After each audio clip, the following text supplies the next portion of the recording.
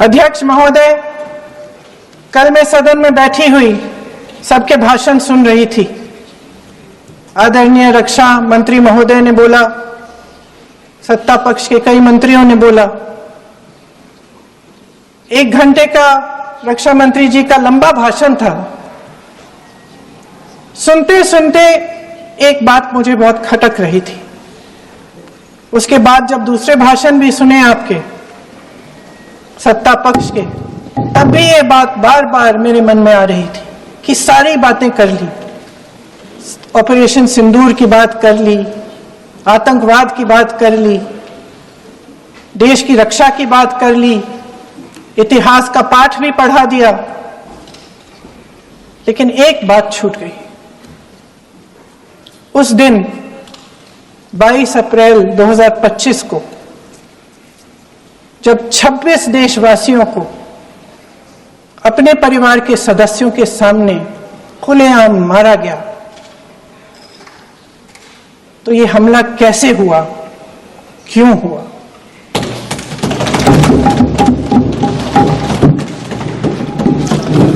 अध्यक्ष महोदय, ये लोग बैसारन वैली में, पहलगाम के पास कश्मीर में क्या कर रहे थे? आजकल पब्लिसिटी का दौर है, प्रचार का जमाना है। कुछ समय से हमारी सरकार ये प्रचार कर रही थी कि कश्मीर में आतंकवाद खत्म हो गया है, कि कश्मीर में शांति है, अमन चैन है। प्रधानमंत्री जी ने खूब भाषण दिए, देशवासियों को कहा कि चलिए कश्मीर चलिए, सैर करिए। कई बार मैंने ये भी देखा मीडिया पर, टीवी पर कि कश्मीर जाइए, जमीन खरीदिए, अब वहां अमन चैन है, शांति का वातावरण है। इसी बीच शुभम द्विवेदी, एक कानपुर के नौजवान, और उनके पूरे परिवार ने तय किया कि वो कश्मीर जाएंगे। शुभम द्विवेदी की 6 महीने पहले शादी हुई थी। उसकी पत्नी ने कहा कि उनके बीच एक ऐसा रिश्ता था, प्रेम और दोस्ती का ऐसा रिश्ता था कि वो एक दूसरे को बच्चों की तरह हंसाते थे। सोशल मीडिया पर एक वीडियो भी जारी है जिसमें पूरा परिवार एक साथ बैठा हुआ ताश खेल रहा है और ऐसे हंस रहे हैं कि उस वीडियो को देख के किसी का भी दिल टूट जाए कि इस परिवार को इस तरह से उजड़ने क्यों दिया हमने। 22 अप्रैल 2025 को बैसारन वैली में मौसम का मिजाज अच्छा था। जैसे हर रोज लगातार 1000 से 1500 लोग वहां पहुंचते थे, उसी तरह से उस दिन भी तमाम पर्यटक वहां पहुंचे। वहां का रास्ता आसान नहीं है अध्यक्ष महोदय जी, जंगल से जाना पड़ता है, पहाड़ों के बीच जाना पड़ता है, घोड़े से जाना पड़ता है। ये परिवार वहां पहुंचे, मौसम सुहाना था, उनके बच्चे ट्रैम्पोलिन पे खेल रहे थे, कोई जिपलाइन कर रहा था, कोई चाय पी रहा था, तो कोई कश्मीर की सुंदर वादियों की ठंडी हवा का मजा ले रहा था। शुभम अपनी पत्नी के साथ एक स्टॉल पे खड़े थे। तभी अचानक 4 आतंकवादी जंगल में से निकलते हैं और शुभम को वहीं अपनी पत्नी के सामने मार डालते हैं। उसके बाद वे वहां से पूरे वैली में 1 घंटे के लिए लोगों को चुन चुन कर मारते हैं। किसी के पति को अपनी पत्नी के आंखों के सामने, किसी के पिता को अपने बेटे के सामने, चुन चुन कर 26 लोगों को मार डालते हैं। शुभम की पत्नी घबराकर वहां से भागने की कोशिश करती है, अपनी जान बचाने के लिए जंगल की तरफ दौड़ती है। वहां पता चलता है कि तमाम लोग जंगल की तरफ दौड़े हैं और अपनी जान बचाने की कोशिश कर रहे हैं।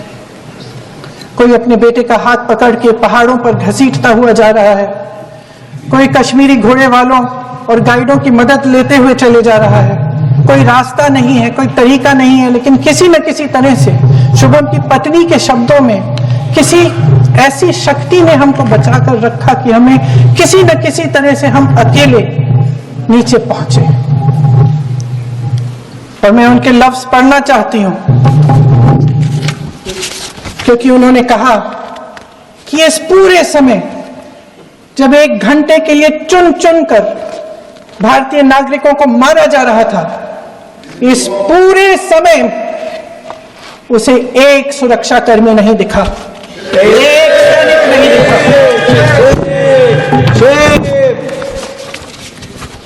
शुभम की पत्नी ने कहा, कोट, मैंने अपनी दुनिया को खत्म होते हुए देखा, अपनी आंखों के सामने एक सिक्योरिटी गार्ड नहीं था। मैं ये कह सकती हूं कि देश ने, सरकार ने हमें वहां पे अनाथ छोड़ दिया था। सिक्योरिटी क्यों नहीं थी वहां पे एक सैनिक क्यों नहीं दिखा? क्या सरकार को मालूम नहीं था कि यहां रोज 1000 से 1500 पर्यटक जाते हैं? क्या सरकार को मालूम नहीं था कि यहाँ के पहुंचने के लिए जंगल के रास्ते से जाना पड़ता है? अगर कुछ हो जाएगा तो लोग वहां से निकल नहीं पाएंगे। एक चिकित्सा का इंतजाम नहीं था, फर्स्ट एड का इंतजाम नहीं था, कोई इंतजाम नहीं था, ना सुरक्षा का, ना फर्स्ट एड का। इन लोगों को भगवान भरोसे छोड़ दिया गया। ये लोग वहां पे इस सरकार के भरोसे गए और इस सरकार ने उन्हें भगवान भरोसे छोड़ दिया।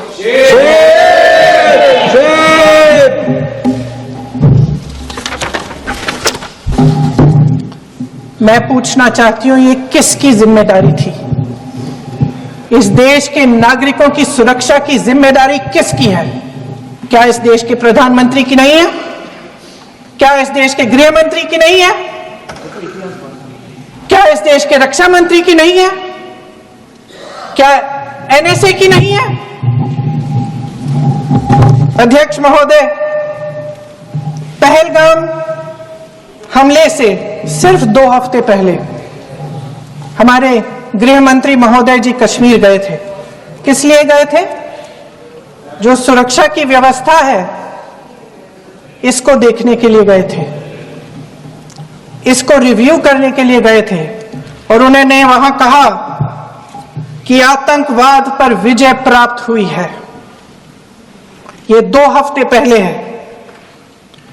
3 महीने बाद JNK के गवर्नर साहब एक आम इंटरव्यू में ऐसे ही चलते चलते कह देते हैं कि हाँ, बेसारन वैली में बहुत लापरवाही हुई और इसके लिए मैं जिम्मेदारी लेता हूं।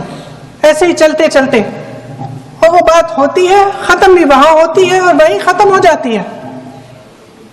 उनसे जिम्मेदारी ली भी नहीं जाती, कोई सवाल नहीं उठाता, कोई जवाब नहीं देता। अध्यक्ष महोदय, उस हमले की जिम्मेदारी एक आतंकवादी गुट जिसका नाम TRF है थोड़े दिनों बाद लेती है। कौन है ये TRF? 2019 में ये गुट बना। 2020 में इसने कश्मीर में आतंकवाद का काम शुरू कर दिया और 2020 अप्रैल 2020 से लेकर 22 अप्रैल 2025 तक इन्होंने 25 आतंकवादी हमले किए। गृह मंत्री महोदय ने जब यूपीए सरकार के समय के आतंकवादी हमले गिने तो लगभग 25 गिनवाए थे अभी अपने भाषण में। इस गुट ने कश्मीर में 25 हमले 2020 और 2025 के अंदर एक पूरी लिस्ट है इन हमलों की। मेरे पास इतना समय नहीं है इसलिए मैं एक एक को नहीं पढ़ना चाहती, लेकिन मैं इतना कहूंगी कि इनमें रियासी का हमला भी था 2024 का, जिसमें 9 लोग मारे गए और 41 लोग घायल हुए। कुल मिलाकर 2020 से लेकर 22 अप्रैल 2025 तक TRF ने 41 सेना और सुरक्षा कर्मियों की हत्या की, 27 सिविलियन की हत्या की और 54 लोगों को घायल किया।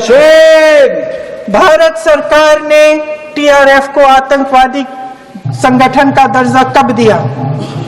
2020 में दिया, 2021 में दिया, 2022 में दिया, 2023 में दिया। 3 साल बाद, 3 सालों के लिए ये आतंकवादी गतिविधियां कर रहे हैं और आप इनको आतंकवादी संगठन तब कहते हैं 2023 में। इसकी क्या वजह थी? ये सब सरकार के संज्ञान में था। और आप मुझे बताना चाहते हैं, सत्ता पक्ष के नेता बताना चाहते हैं कि ये सब आपके संज्ञान में था, लेकिन कोई भी एक ऐसी एजेंसी नहीं है हमारी सरकार की जिसको पता चला कि ऐसा हमला, ऐसा भयानक हमला होने जा रहा है हमारे देश में, कि पाकिस्तान में बैठे हुए इस हमले की योजना बन रही है कि हम भारत जाके हैवानियत करेंगे, 26 लोगों को मार डालेंगे और हमें पता ही नहीं है। क्या ये हमारी एजेंसियों की विफलता है कि नहीं है? ये बहुत बड़ी विफलता है, एक बहुत बड़ी विफलता है।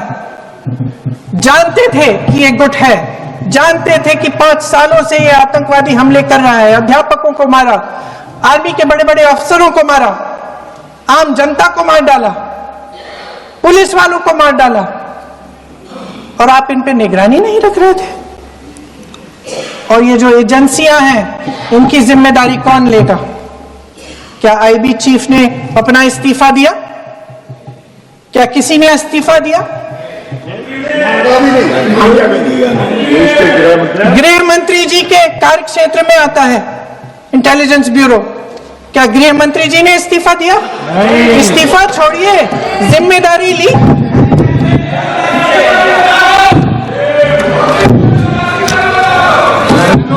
साहब देखिए, इतिहास की बात आप करिए, मैं वर्तमान की बात करना चाहती हूँ। आपको तो एक बहाना चाहिए, आपको तो एक बहाना चाहिए। पूरे परिवार का नाम गिनवा देते हैं। अरे अपनी जिम्मेदारी खुद लीजिए। 11 सालों के लिए तो सत्ता में आप हैं।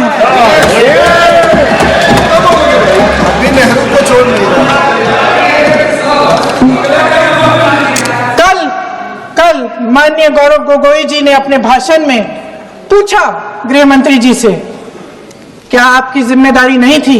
मैं देख रही थी। राजनाथ जी, रक्षा मंत्री जी यूं यूं अपना सर हिला रहे थे, कुछ बोले नहीं। अंदर से ये महसूस हुआ होगा कि यहां कुछ जिम्मेदारी थी, लेकिन माननीय गृह मंत्री महोदय जी हंस रहे थे, वे हंस रहे थे।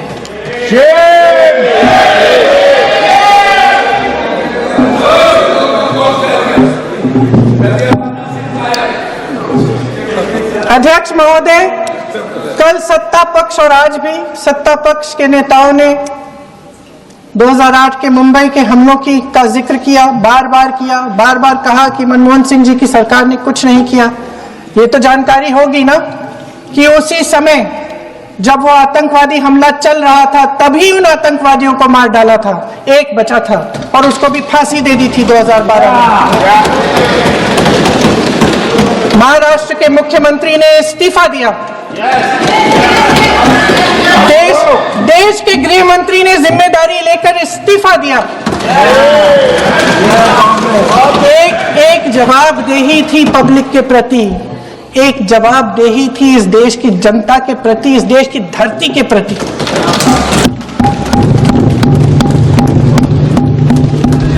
राजनाथ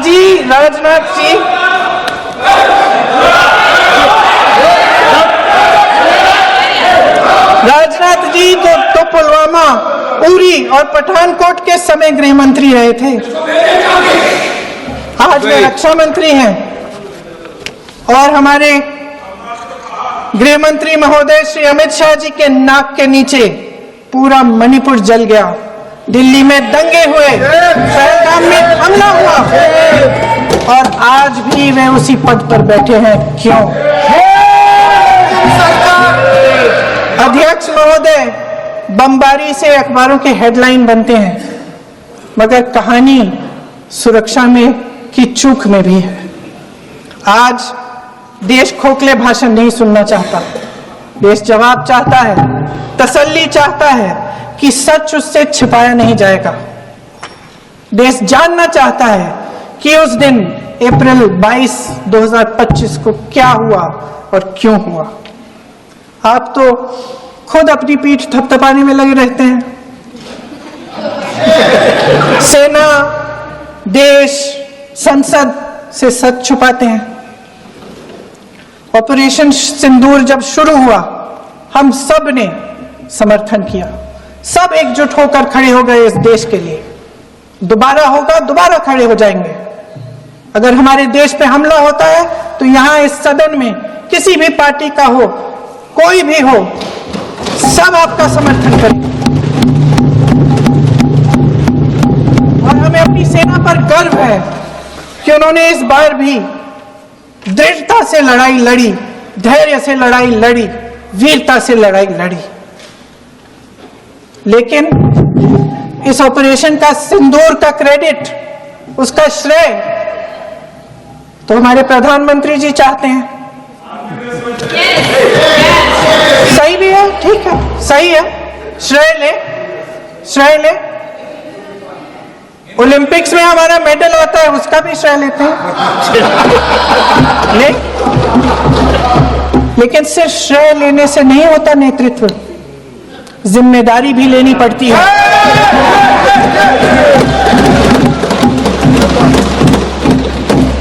देश के इतिहास में यह पहली बार हुआ, देश के इतिहास में यह पहली बार हुआ कि जंग होते होते ही रुक गई। रुक गई है जी। और इस रुकावट का ऐलान हमारी सरकार, हमारी सेना नहीं करती, अमेरिका के प्रेसिडेंट करते हैं। अमेरिका